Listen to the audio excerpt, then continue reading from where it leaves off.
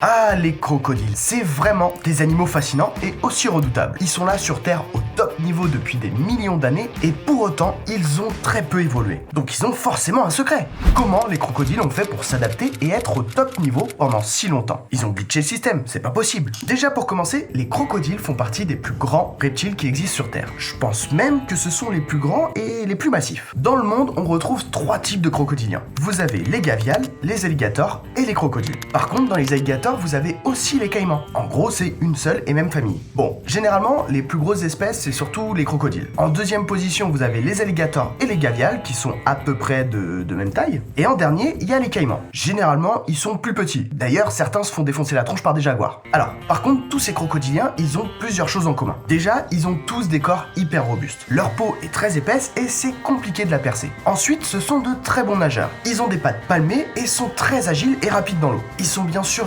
ultra puissants comme animal, faut mieux pas se faire choper, hein. Et puis, c'est des animaux qui sont semi-aquatiques, donc ils alternent avec l'eau et sur terre ferme. Voilà en gros leur similitude. Mais qu'en était-il de leurs ancêtres ?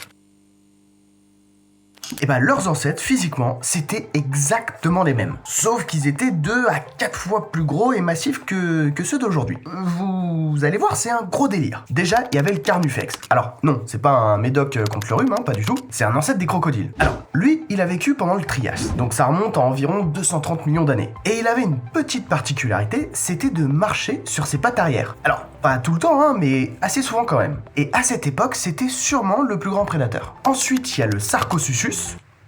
Pas simple à dire, hein. Lui, c'est environ 110 millions d'années, et il était immense, tellement grand qu'il bouffait des dinosaures au petit-déj. Non mais sérieusement, je déconne pas. On estime sa taille entre 10 et 12, voire même 13 mètres de long pour 8 tonnes. Un monstre. Et après ça, il y a eu le Deinosuchus. J'espère que je les prononce bien. Lui, il a existé il y a environ 70 millions d'années. Et franchement, il a rien à envier à ses 2 autres potes. Lui aussi, il était immense, environ 8 à 10 mètres de long. Ses casse-dalles, c'était des dinosaures. Par contre, physiquement, il se rapprochait plus de l'alligator que des crocodiles. Voilà, ça change un peu, mais ça reste flippant quand même, hein. Mais tiens d'ailleurs, aujourd'hui, quel est le plus grand crocodile au monde ? Bah oui, parce que les 3 couillons là-bas qu'on a vus juste avant, ils existent plus. Donc normalement, on est safe, on peut se balader tranquille. Non, bah non, pas du tout, parce qu'il reste encore le crocodile marin, et d'autres, hein, bien sûr, mais le crocodile marin, c'est le plus massif de tous les crocodiles qui existent encore aujourd'hui. Et franchement, quand il est dans les parages, celui-là, ça fait un peu comme le capitaine Crochet. Alors, déjà le crocodile marin, on va le croiser, même si on n'a pas vraiment envie de le croiser, on va le croiser au sud de l'Asie et en Australie. Et surtout en Australie. Là-bas, c'est un peu son terre-terre. En termes de dimension, ça reste un crocodile immense. Généralement, il va mesurer entre 5 et 7 mètres de long pour 800 kilos et parfois c'est même 1 tonne. C'est un bon gros bébé le croco là-bas. Alors, vaut mieux pas s'y frotter, hein.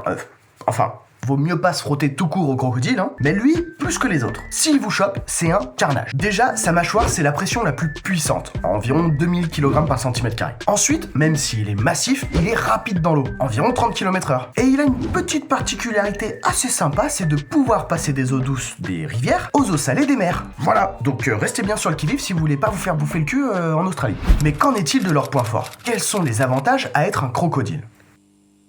Dans la nature, les crocodiles ils peuvent compter sur plusieurs choses pour être au top niveau, le haut du panier quoi. Mais juste avant de vous les dire, hop, pensez à ça, moi ça me soutient et puis c'est cool. Bon, déjà le premier point fort c'est sa puissance. C'est très difficile de faire face à un crocodile. Physiquement, il a 2 points faibles. Le premier c'est la base de son crâne. C'est d'ailleurs pour ça que les jaguars chopent les caïmans par là. Et le deuxième c'est sous son ventre. La peau est un peu plus relâchée, exactement comme mes... Mais à part ça, c'est une machine de guerre. Un crocodile, il vous chope, il vous entraîne dans l'eau et il vous bouffe. Regardez les zèbres, hop là, disparu. Le gnou, paf, ça dégage. Le guépard, bah non, quand même pas. Et bah si. Et même les buffles, ça dégage. Ouais. Il est plutôt sans pitié le crocodile. Deuxième point fort, c'est sa morphologie. Les crocodiles sont très bien foutus pour leur technique de chasse. En gros, quand ils chopent une proie au bord de l'eau, ils vont ensuite la tracter pour l'isoler et la bouffer. Et bah, le fait d'être massif, ça va leur permettre de choper des proies plus grosses. Mais le fait d'être ras du sol, ça va énormément les avantager pour tirer leurs victimes. Prenez l'exemple d'un chien. Quand vous jouez avec un chien qui tient son jouet dans la gueule et que vous le tirez, et bah, le chien va plus facilement vous entraîner vers l'avant. Ça, c'est juste parce que notre corps n'est pas assez bien adapté pour tracter de cette manière face à un chien qui lui est plus bas. Et bah, le crocodile, c'est exactement pareil. Il a un gros avantage par rapport à ses proies. Et puis, le troisième point fort, c'est son habitat. Le crocodile, généralement, il vit au bord des rivières. Mais le milieu qu'il préfère, ça reste quand même l'eau, quand il est entièrement dans l'eau. Et bah, dans ce biotope-là, c'est lui le king. Vraiment. Alors, avec l'hippopotame, l'anaconda et parfois les bulldogs qui arrivent à remonter les rivières, hein, mais sinon, c'est le king. Et tous ces animaux-là, que je viens de vous dire, ils sont hyper à l'aise dans l'eau. Ce qui n'est généralement pas le cas de tous les autres animaux. Environ 50% de la faune, quoi.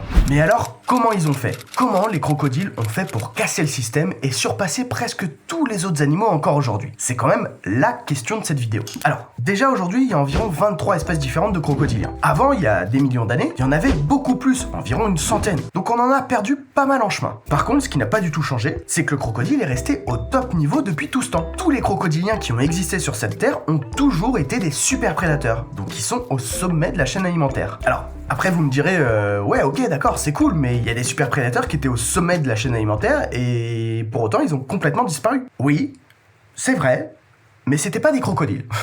La réponse de merde. En fait, les crocodiles, ils ont la chance d'être des crocodiles. Pourquoi je dis ça? Parce qu'ils sont faits comme ça, c'est la biologie, c'est comme ça, et on peut rien y faire. Mais ils ont réussi à casser le système pour 3 raisons. Le premier, c'est leur plan corporel. Il est très efficace et suffisamment polyvalent pour s'adapter à plusieurs biotopes et à plusieurs périodes de l'histoire. Si on compare les crocodiles d'aujourd'hui par rapport à leurs ancêtres, il y a des évolutions physiques, bien sûr, mais très peu. Donc ça veut dire qu'ils étaient déjà bien adaptés. Deuxièmement, ça peut venir aussi de leur métabolisme. Les crocodiliens sont capables de faire des diètes pendant 3 voire 4 mois d'affilée. Et sur certains individus, on a remarqué qu'ils n'avaient pas bouffé pendant plus de 3 ans. En gros, son métabolisme est très lent, même pour évoluer. Et puis, les crocodiles, ils adorent la chaleur. Plus il fait chaud, mieux c'est pour eux. En gros, eux, ils s'en foutent du réchauffement climatique. Et troisième point, contrairement à ce que l'on peut penser, c'est pas que des bourrins. Ils sont aussi très intelligents. Par exemple, il y a quelques années, des biologistes ont fait la découverte que certains crocodiles et alligators utilisaient des brindilles ou des branches pour appâter leurs victimes. Alors, déjà qu'ils chassaient à l'affût, mais maintenant, ils se mettent à attirer leurs victimes. C'est un gros délire. Je vous préviens, demain, si vous tombez sur une liasse de billets proche d'une rivière, le prenez pas. Ça se trouve, c'est un crocodile juste en dessous.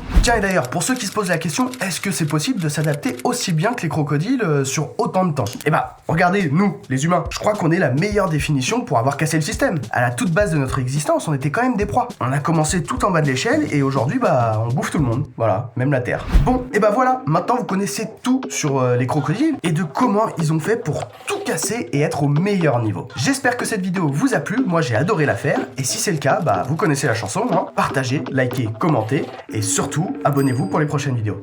Restez curieux, ciao!